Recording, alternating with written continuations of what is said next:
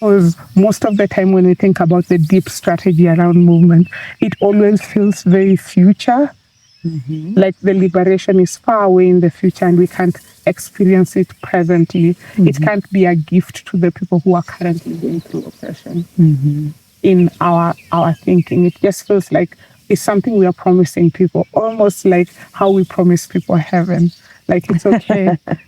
It's okay for you. And that's the thing in terms of organizing, which makes me uncomfortable, is where we tell people that it's okay for them to suffer as they're organizing. It's okay for them to suffer as they're taking care of their communities, because liberation is coming in future. They might not experience it, but their future generations are going to experience it. So it's okay if I'm not cared for in the present.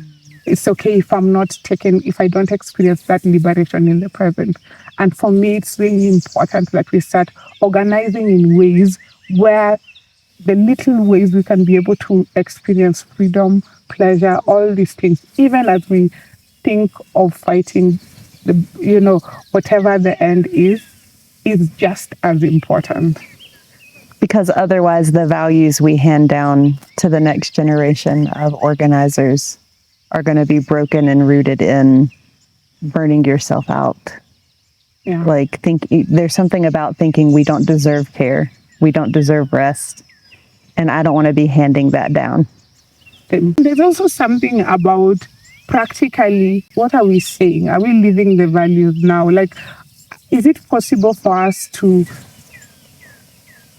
even when we're talking about like deep strategy, right? We don't get to the future suddenly. What are the small bits that we can be able to do now in terms of experiencing that freedom? For me, that's the question that I keep asking. What are the small bits? We are not going to end all oppression today, but what is it that we can do today that will make things a little bit easier? And I think it's those things that are not thought about. And secondly, it's those things that we think are not important. Again, as I say, process is not important. We seem to really focus on the final outcome rather than the process. And when you think about anything, what outlasts the outcome is the processes we put in place, right? Those, the culture, the things that we are not intentional about are the ones that outlive a particular outcome. So, yeah, I really, for me, unless we go back to people and really focus, we're bound to basically be the thing that we hate. And I feel like in many ways, sometimes we are, because you look at a movement saying we want to make sure everyone has decent work. And we ask ourselves, do we have decent work? Do we have the ability to make decent work for ourselves, right? Not for everyone, but for ourselves in this moment.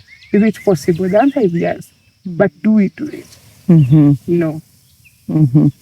So it's simple things like that in process that I feel like I wanna explore in the exploration of what movement and organizing is.